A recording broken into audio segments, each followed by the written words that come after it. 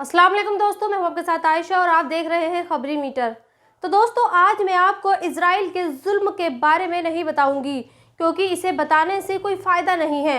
दिन भर हमारे देश का मीडिया आपको ये बताता और दिखाता रहता है कि इजराइल जो कर रहा है वो सही कर रहा है। उसे फ़िलिस्तीन के आम नागरिकों को मारने का हक है। उसने अभी तक तकरीबन 4000 से ज़्यादा आम नागरिकों को शहीद किया है। गाजा की हेल्थ मिनिस्ट्री के आंकड़े बताते हैं कि 21 अक्टूबर की सुबह तक फिलिस्तीन में मरने वालों की संख्या 3785 हो चुकी है और अब भी इजराइल की तरफ से गाजा पट्टी और फिलिस्तीन के दूसरे शहरों पर बमबारी जारी है। और हाँ, अब इजराइल ने एक और अस्पताल को खाली करने के ऑर्डर जारी किए हैं और ये ऑर्डर ठीक वैसे ही है जैसे गाजा के अल अहली अस्पताल के लिए थे। आप जिन तस्वीरों को देख रहे हैं ये गाजा के अल कुदस अस्पताल की हैं। इस अस्पताल में 400 मरीजों का इलाज चल रहा है और तकरीबन 12,000 नागरिक इस अस्पताल में शरण लिए हुए हैं। लेकिन अब इजराइल ने ये आदेश जारी किया है कि गाजा के लोग अस्पताल को खाली कर दें क्योंकि उसे ये शक है कि हमास के आतंकवादी इस अस्पताल में नागरिकों की वेश में छिपे हो सकते हैं, लिहाजा वो यहाँ एयर स्ट्राइक करेगा। आप इजराइल के इन ऑर्डर को याद कर रखिए क्योंकि कल को इजराइल इस अस्पताल पर एयर स्ट्राइक करेगा और यहाँ हज़ारों लोगों को मौत के घाट उतार देगा और बाद में फिर ये कहेगा कि अस्पताल पर हमला उसने नहीं किया है। अस्पताल पर हमला हमास के दागे मिसाइल के मिसफायर होने से हुआ है, जिसके बाद दो बातें होंगी। एक तो सबसे पहले अमेरिका इजराइल को क्लीन चिट दे देगा और दूसरी भारत का मीडिया यानी अपने देश का मीडिया ये साबित करने में लग जाएगा कि अस्पताल पर जो हमला हुआ है वो इजराइल ने नहीं किया है, जैसे कि कल सुधीर चौधरी ने किया। सुधीर चौधरी ने ये बताया कि जब इजराइल हमला करता है और इस हमले के बाद उसकी मिसाइल जिस जगह पर होती है वहाँ सब कुछ तहस नहस हो जाता है और वहाँ कई फुट गहरा गड्ढा हो जाता है, जबकि गाजा के अल अहली अस्पताल में जो हमला हुआ वहाँ कोई गड्ढा नहीं हुआ है। अबे सुधीर चौधरी, अकल के अंधे, चल एक पल के लिए मान लिया जाए कि वहाँ गड्ढा नहीं हुआ होगा, लेकिन 500 लोग तो मरे हैं, उनकी तो बात कर ले।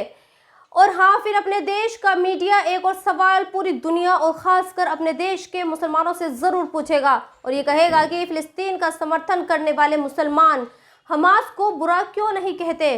वैसे हमास से याद आया कि जिस हमास को इजराइल और पूरी दुनिया आतंकवादी संगठन बता रही है वो दरअसल वहाँ की पॉलिटिकल पार्टी है, जैसे अपने देश में पॉलिटिकल पार्टी है। अगर आप गूगल करेंगे तो आप ये जानेंगे कि हमास की गाजा पट्टी पर 2007 से सरकार है। हमास को भी वहाँ के लोगों ने ऐसे ही चुना है जैसे इजराइल में नेतन्याहू को चुना है। तो फिर आप मुझे एक बात बताइए कि जब इजराइल के बारे में दुनिया ये कह रही है कि उसे डिफेंड करने का हक है, चूँकि हमला पहले उस पर हुआ है लिहाजा उसे डिफेंड करने का हक है, तो अब जबकि गाजा पट्टी पर लगातार हमले हो रहे हैं तो फिर गाजा पट्टी में हमास की सरकार को भी खुद को डिफेंड करने का हक है। फिर हमास को अमेरिका समेत पूरी दुनिया आतंकवादी संगठन क्यों कह रही है। खैर, मैं इसमें नहीं पढ़ना चाहती और मैं हमास ने जिस तरह से इजराइल के लोगों को बंदी बनाया है, उन्हें किडनैप किया है और इजराइल में घुसकर जिस तरह से वहाँ के आम नागरिकों पर गोलियां बरसाई हैं उसे किसी भी सूरत में जायज़ नहीं ठहराया जा सकता।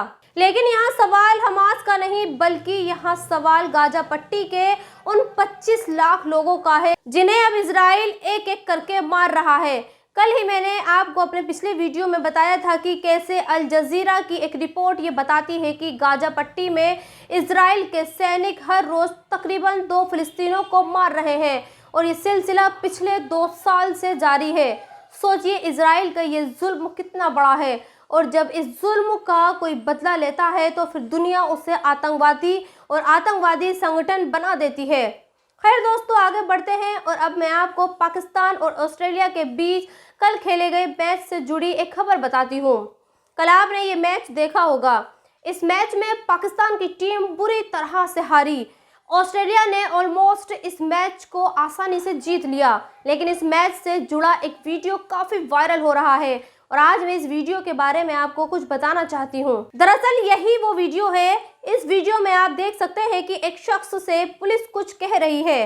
ये शख्स पाकिस्तान का नागरिक है और अपने देश की टीम का मैच देखने के लिए इंडिया आया हुआ है। कल जब बेंगलोर में पाकिस्तान और ऑस्ट्रेलिया के बीच मैच खेला जा रहा था तो ये शख्स अपनी टीम को चीयर कर रहा था और पाकिस्तान जिंदाबाद के नारे लगा रहा था, जैसे आमतौर पर कोई भी क्रिकेट फैन अपनी टीम को चीयर करने के लिए नारेबाजी करता है।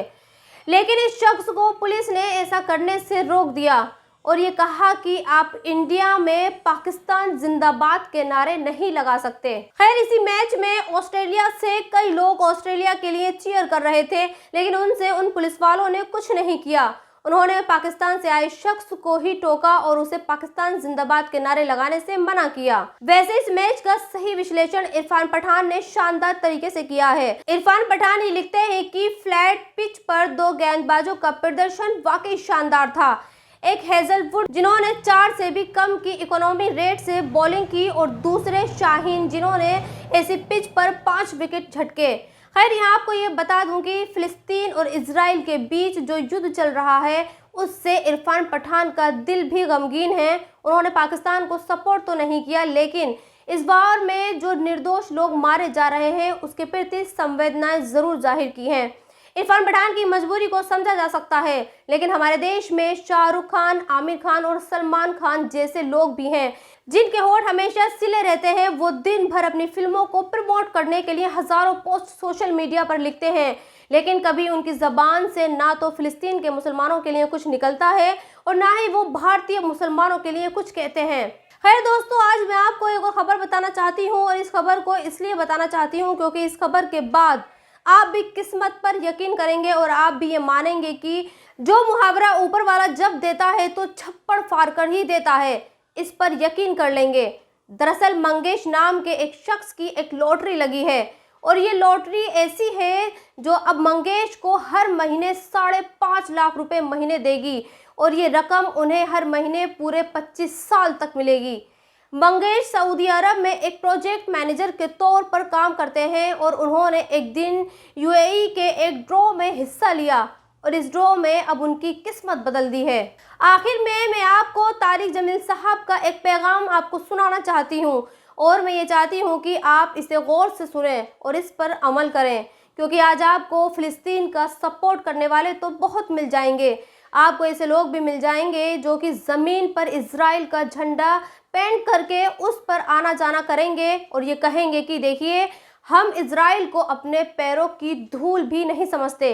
लेकिन हकीकत में आप फिलिस्तीन और गाजा के लोगों को इसकी ज़रूरत नहीं है, बल्कि तारिक जमील साहब ने जो बताया है उसकी ज़रूरत है।